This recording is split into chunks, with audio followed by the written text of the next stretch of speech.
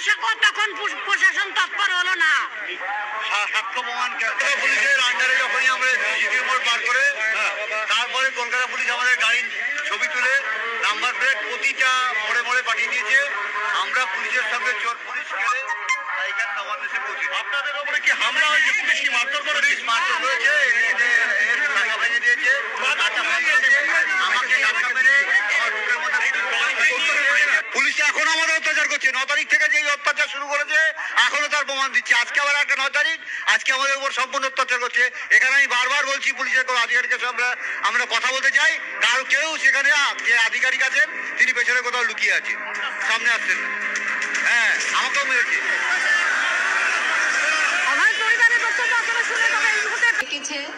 তাই এসেছি, না হলে আসতাম না, বাড়িতেই থাকতাম।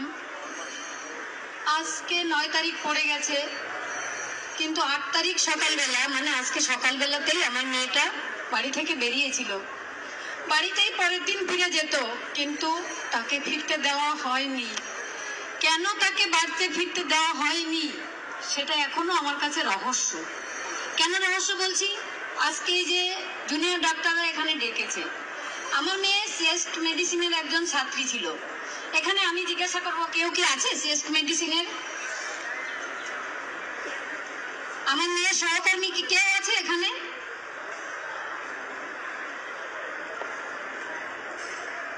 হয়তো বা নেই। কেন নেই তারা?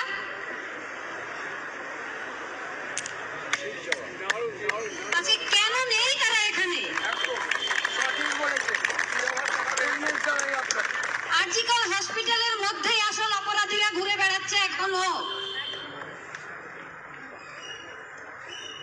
এবং শ্রেষ্ঠ মেডিসিনের মধ্যেই সমস্ত রহস্যটা লুকিয়ে আছে।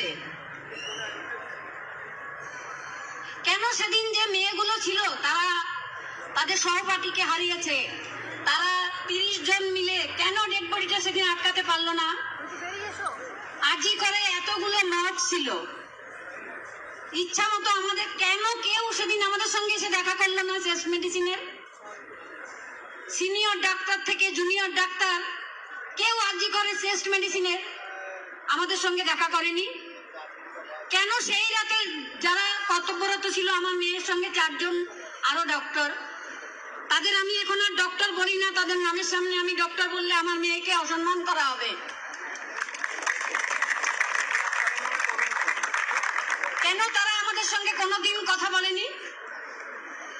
কোনোদিন একবারও ফোন করে জানার চেষ্টা করেনি তো যে আমাদের সহকর্মীকে আমরা এভাবে হারিয়েছি, তার বাবা মা কেমন আছে, একবার দেখে আসি আমরা।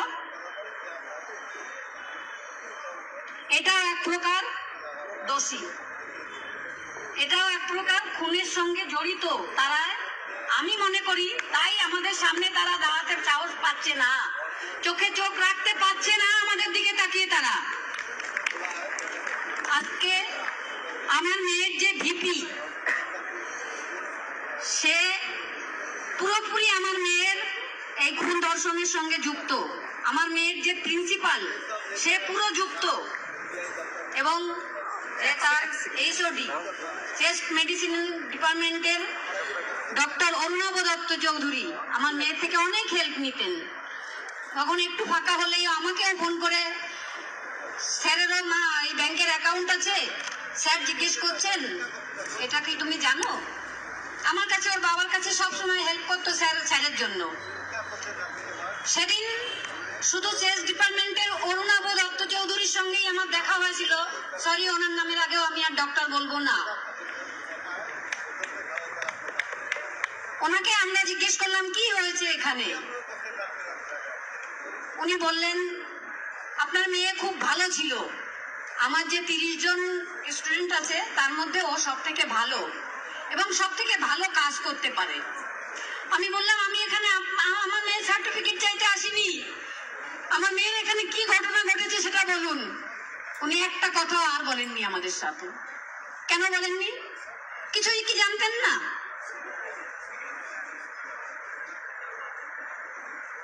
কিচ্ছু কি জানতেন না? সন্দীপ ঘোষ যদি না জানতেন তখন তাহলে ফোন করলে উনি কিভাবে বললেন বডিটা মর্গে পাঠিয়ে দাও?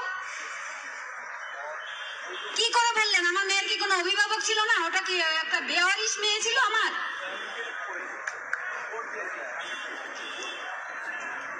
কিভাবে বললেন উনি এই কথাটা? তার তো কোনো তদন্ত না করলো কলকাতা পুলিশ, না করলো সিবিআই। কেন করলো না? একমাত্র সেই টেস্ট মেডিসিনে সবাই একটা পাখি তোতা পাখিকে যেমন পড়িয়ে দেওয়া হয় ওরকম পড়িয়ে দেওয়া হয়েছে। তোমরা বলবে সঞ্জয় রায় ছাড়া আর কেউ নেই, ওরা শুধু তাই বলছে। একটা মেডিকেল কলেজ অ্যান্ড হসপিটাল যেখানে আমরা বলি ভগবান বাস করে। আমার মেয়েকেও সেরকম সবাই অনেকেই কোভিড পিরিয়ডে দেখেছি।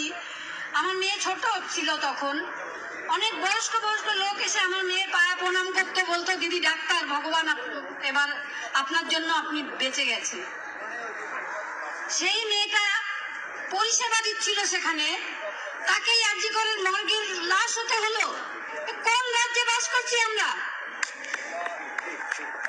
আজকে আমরা খুব সাধারণ ঘরের মেয়ে বলে মেয়েটা আমার অসাধারণ হয়েছিল, তাই কি আমরা মেয়েটাকে আজকে হারিয়ে ফেললাম? কে দেবে আমাকে এই জবাব?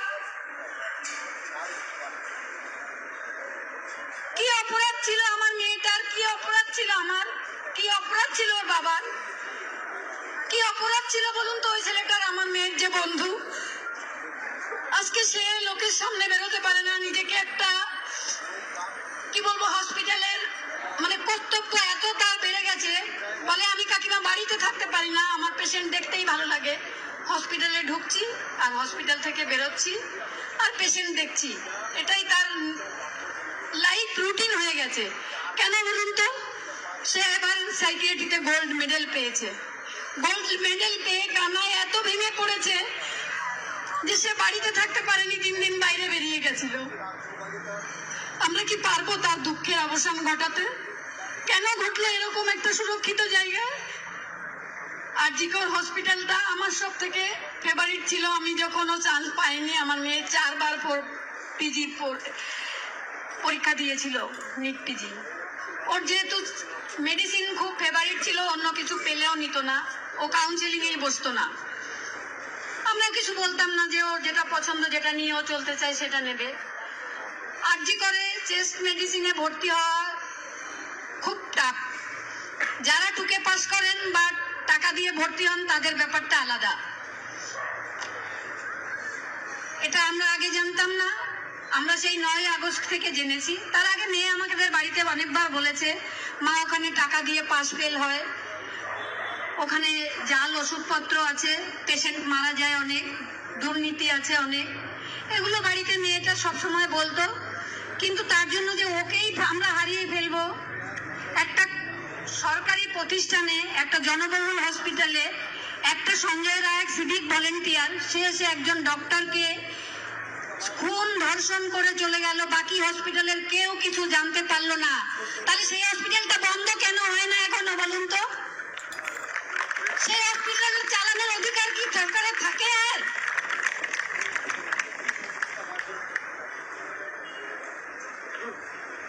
আমি কেন মেয়েকে হারালাম? আমি কি খুব প্রভাবশালী নই বলে আমার মেয়েটাকে আজকে হারিয়ে ফেলতে হলো? যারা প্রভাবশালী তারা টাকা পয়সা দিয়ে বাইরে মেয়েকে পাঠিয়ে দেয়, ছেলেকে পাঠিয়ে দেয়, সুরক্ষিত জায়গায় পাঠিয়ে দেয়। আর আমার মেয়েটা মেধার ভিত্তিতে সরকারি হসপিটালে চান্স পেয়েছিল। সে পড়াশোনায় অনেক ভালো ছিল, অনেক পরিশ্রমী ছিল, তাই তাকে মানে পৃথিবীতে বেঁচে থাকতে দেওয়া হলো না। আমি সেই রহস্যটাই জানতে চাই। মেয়েকে আমি হারিয়েই ফেলেছি। এই সময় সেই রাতে ওর চিৎকারের আওয়াজটা আমার কানে পৌঁছেছিল না, কিন্তু প্রতি রাতে সেই চিৎকারটা আমাকে দগ্ধ করে, আমি ঘুমাতে পারি না। আমার সঙ্গে সঙ্গে হয়তো আপনারাও অনেকেই ঘুমাতে পারেন না। কিন্তু কেন বাংলায় এই অবস্থাটা হলো? কেন তাকে এই পৃথিবী থেকে চলে যেতে হলো? কারা তাদের আমাদের থেকে ছিনিয়ে নিতে বাধ্য করলো? সে তো বাবা মার কাছেই ফিরে যেতে চেয়েছিল জনসেবা করে। কারা এই করলো সেটা যতদিন এই রহস্য না আমি উদ্ঘাটন করতে পারবো, ততদিন আমি এই আন্দোলন চালিয়েই যাব। আপনারা সবাই আমার পাশে থাকবেন, যেভাবে এতদিন, আজ 1 বছর হয়ে গেছে, আপনারা আমার মেয়েকে ভোলেননি কোনোদিন, হয়তো কোনোদিনই ভুলবেন না, আমরা দেব না ভুলতে। আমার মেয়েটা টাকা পয়সা চাইতো না, চাইতো শুধু মা আমার নামের পরে যেন অনেক ডিগ্রি থাকুক, আমি যেন অনেক মানুষের পরিষেবা দিতে পারি।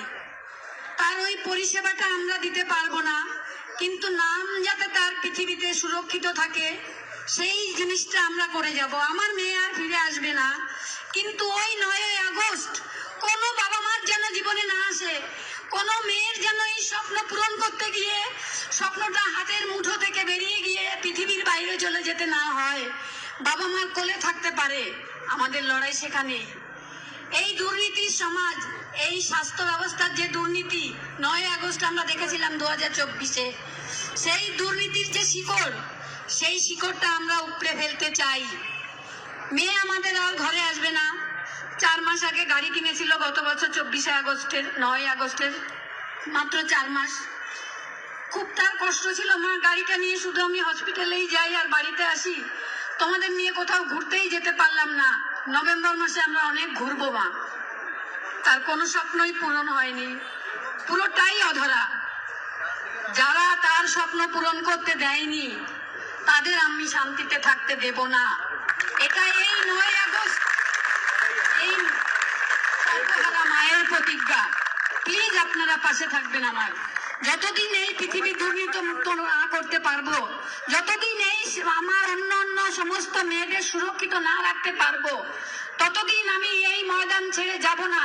সে যতই আমাকে রাজনীতির রং লাগাক, যতই আমাকে যাই করুক, আমি কিছুই গা মাখাই না। আমি কোনো রাজনীতি হয়তো কোনোদিন করব না। অনেকেই বলছেন বাবা মা বিচার পেয়ে গেছেন ভোটে দাঁড়ানোর জন্য বা ওনারা অনেক টাকা পয়সার জন্য এইসব প্রলোভনে জড়িয়ে পড়ছেন, কিন্তু আমি যা হারিয়েছি কোনো টাকা পয়সার বিনিময়ে হয়তো ভগবানও সেটা পূর্ণ করতে পারবেন না। মানুষ তো কোন দূর।